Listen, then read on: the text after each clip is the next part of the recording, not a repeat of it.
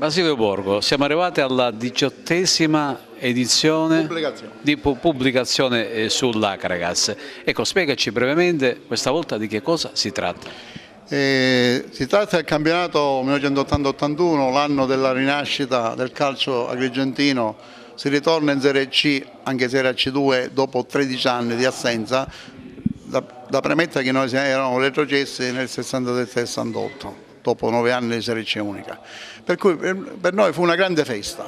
Io ricordo ancora quando anche tu hai creato quella specie di sopra la gradinata, quel posto per le cronache, per facendo vedere i risultati. Mi ricordo gli amici, purtroppo tuoi colleghi non ci sono più perché sono Totò Ciacia e Gerlando Michalizio.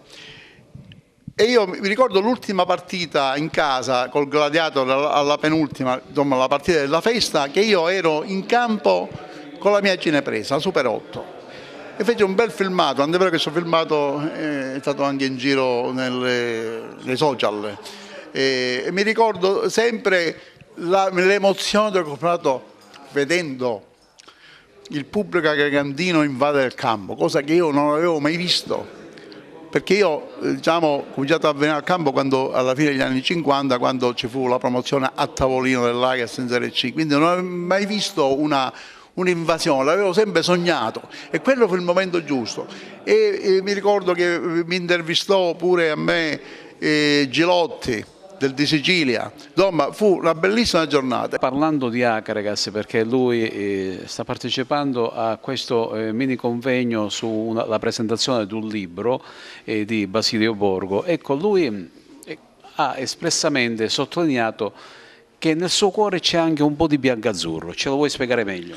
Ma l'Acragas è stata sempre una squadra faro in Sicilia, anche se non ha avuto la possibilità di arrivare in Serie B o in Serie A, ma l'ha sfiorato tante volte, è una sede che quando vuole riempie lo stadio. Io ricordo l'ultima partita con la Cavese, è stata 4 anni fa, qualcosa del genere, e lo stadio ribolliva letteralmente, quindi questa è una sede che merita molto di più, però deve programmare. Noi dobbiamo prendere l'esempio dall'Atalanta, che ha uno dei vivai più numerosi d'Europa ed è chiaro che dalla quantità tira fuori la qualità e ogni anno schiera un sacco di giocatori costruiti in casa. L'Atalanta è riuscita a foraggiare di atleti in Serie B, il Virescit Bolcaleone, l'Albino Leffe e poi tutte le squadre dell'Interland. Quindi c'è qualcosa che funziona. Il Cagliari da 2 anni manda l'ultima squadra primavera a giocare in blocco in Serie C o nell'Olbia o in Toscana e fanno esperienze favolose. Il Cagliari ha preso un allenatore che allenava in Serie A come Beretta e gli fa dirigere il settore giovanile. Quindi bisogna capirle queste cose, che dove non ci sono grossi capitali, dove non ci sono grosse potenzialità industriali dietro il calcio, bisogna creare il prodotto in casa.